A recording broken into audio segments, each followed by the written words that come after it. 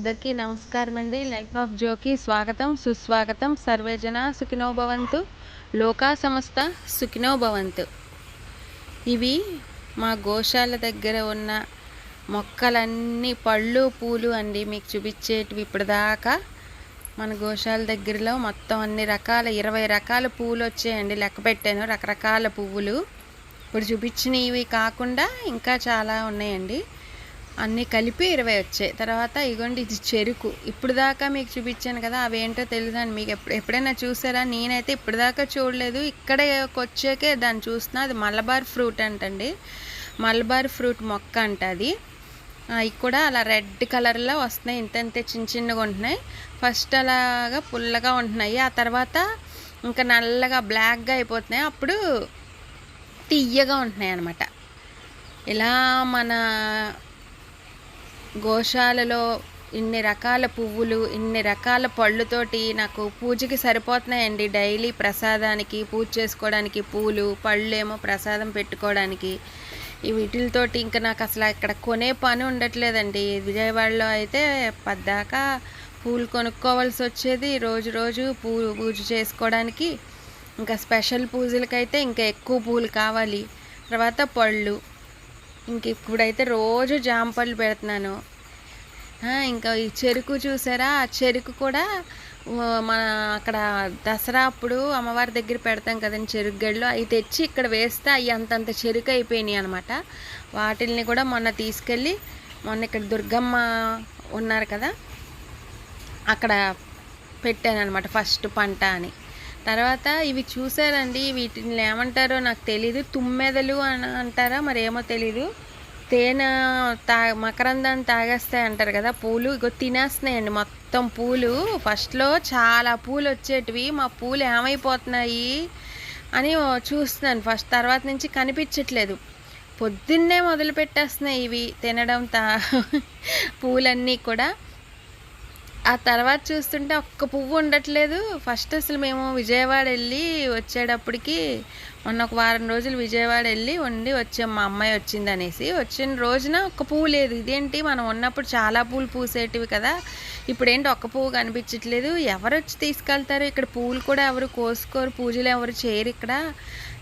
ఏమైపోయినాయి పూలు, తలకేమన్నా రాసుకోవడానికి తీసుకెళ్ళాలని రకరకాల డౌట్లు వస్తే సరేలే అని ఇంకో వదిలేసా. తర్వాత చూస్తే తర్వాత రోజు ఇంకోండి ఇలా పువ్వులు పుయ్యగానే వాటి మీద పడిపోయి ఆ పురుగులు అలా తినేస్తున్నాయి. ఒక్క పువ్వు కూడా ఉంచట్లేదండి నాకు. ఫస్ట్లో అన్ని రకాల పువ్వులు నాకు ఉండేటివి, ఇప్పుడు ఇలా ఉన్నాయి. అయితే ఈయన ఏమన్నారంటే బ్లీచింగ్ పౌడర్ చల్లేస్తే ఆ పురుగులు ఇంకా రావు అని అన్నారు.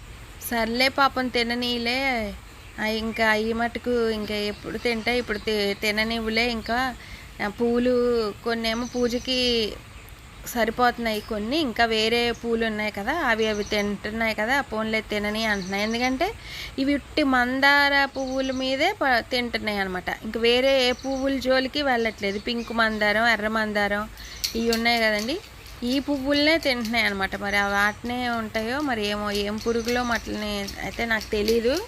ఇవి తర్వాత బటర్ఫ్లైస్ అవుతాయి అంటారు కదా, ఇలా ఉండి పువ్వులు తర్వాత ఇంకో దశలోకి బటర్ఫ్లైస్ అవుతాయి అంటారు కదా, అవేమో అనుకుంటున్నాను. మరి నాకు అర్థం కాలేదు, ఇవేంటో తెలీదు. మొత్తానికైతే మందార పూలన్నిటినీ అలా పొద్దున్న అయ్యేటప్పటికి చక్కగా బ్రేక్ఫాస్ట్గా తినేస్తున్నాయి అన్నమాట వాటికి. అలాగా పువ్వులన్నీ మాయమైపోతున్నాయి. మా పూలు ఏమైపోతున్నాయి అంటే తర్వాత దొంగలు ఇలా బయటపడ్డారండి. పువ్వుల దొంగలు ఎవరా అనుకుంటే ఇవన్నీ తెలిసింది మొత్తానికి. ఇంక పోనీలే అని ఇంకా వాటిని అలా వదిలేస్తున్నా. ఇంక ఇలా ఈ రకంగా మా దినచర్య.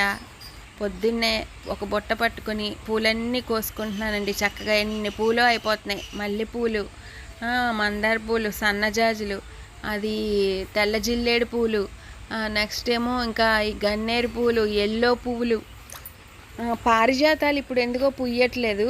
మరి తర్వాత ఇప్పుడు సీజన్ కాదేమో మరి. అయితే ఇప్పుడైతే మొన్నటిదాకా పూసే, మళ్ళీ ఇప్పుడు పుయ్యట్లేదు. ఇంకా ఈ జామ పళ్ళు అన్నీ చక్కగా దేవుడికి రోజుకు 2 పెట్టుకుంటా ఉన్నానన్నమాట. తమలపాకులు కూడా అండి, ఇక్కడ తమలపాకులు కూడా కొనే పని లేదు. అది కూడా ఇప్పుడిప్పుడే బాగా ఎదుగుతుంది. ఇగోండి ఏమో లిల్లీ పూలు, చక్కగా అన్ని రకాల పూలు బాగా తృప్తిగా సంతృప్తిగా పూజ చేసుకుంటున్నాను అనమాట. తులసి దళాలు అయితే ఇంక చెప్పక్కర్లేదండి, పెద్ద పెద్ద చెట్లు అయిపోయాయి. తులసి దళాలు వేసాము, మారేడు చెట్టు వేసాము ఇక్కడ. ఇంకా ఇది లేదు అది లేదు అని అనకుండా మొత్తం అన్ని రకాల పూలు వేసాం. ఇదిగోండి ఈ అమ్మవారి దగ్గర ఇగో చెరుగ్గళ్ళు తీసుకెళ్ళి పెట్టాను అనమాట. ఇలా ఇంట్లో పూజ మొన్న అక్షయ తృతీయ పూజ చేసుకున్నానండి. ఇలాగా ఇక్కడ ఇటు సైడ్ ఏమో ఇలా పెట్టుకుంటున్నాను, ఏదైనా స్పెషల్ పూజ చేసినప్పుడు ఇటువైపు పెట్టుకుంటున్నాను. అటు సైడ్ వైపు ఏమో రోజు డైలీ పూజ చేసుకుంటున్నానండి. ఎందుకంటే ఇక్కడ గాలి వచ్చేస్తుంది, దీపాలు అవి ఆరిపోతున్నాయి. నెక్స్ట్ ఏమో మొన్న వర్షం పడిపోతుంది కదా ఇప్పుడు బాగా, ఆ వర్షం జల్లి ఇదంతా తడిసిపోయి మొత్తం దేవుళ్ళు పూజ దగ్గర అంతా పడిపోతుంది అనమాట. ఇంక ఈ టైప్ గోమాతలకి ఇలా ఇచ్చుకుంటున్నాను అనమాట హారతి. ఇలా పూజకి నాకు ఇక్కడ అన్ని రకాలుగా ఆవు పాలు, పువ్వులు, తమలపాకులు, తులసి దళాలు, పళ్ళు మొత్తం అన్నీ చక్కగా ఇక్కడే దొరుకుతున్నాయండి. అందుకు చాలా ఆనందంగా ఉంది. అది మీకు షేర్ చేసుకుందాం, మీకు చూపించుదాం నా పూజ అని మీకు చూపిస్తున్నానండి. ఇదే అండి ఈరోజు వీడియో. ఈ వీడియో నచ్చితే లైక్ చేయండి, కామెంట్ చేయండి, ముఖ్యంగా సబ్స్క్రైబ్ చేయండి అండి. థ్యాంక్ యూ అండి. ఇంకా ఈ పళ్ళే కాకుండా దానిమ్మ చెట్టు, సీతాఫలం చెట్టు, ఇంకా వేరే ఏవో ఫ్రూట్స్ పేర్లు కూడా అట్లా చెర్రీస్ ఒకటి, నెక్స్ట్ కొబ్బరికాయలు, మామిడికాయ పళ్ళు ఇవన్నీ కూడా వేసామండి. నెక్స్ట్ ఇయర్కి ఇవన్నీ కూడా మనకి చేతికి అందుతాయి అనుకుంటున్నాను. ఎంతైనా మనం పెంచి వాటిల్ని మనం డైరెక్ట్గా దేవుడికి సమర్పించి మనమై తింటుంటే చాలా హ్యాపీగా ఉంటుంది కదండి. కొన్నవి పెట్టి వాటికంటే కొన్న పూలు కొన్న పళ్ళు పెట్టే దేవుడికి మనం తినే వాటికంటే ఇలా మనం స్వహస్తాలతో మనం చేసుకున్నవి ఇంకా చాలా ఆనందాన్ని ఇస్తుంది కదండి. ఓకే అండి, బాయ్. మళ్ళీ నెక్స్ట్ వీడియోలో కలుద్దామండి.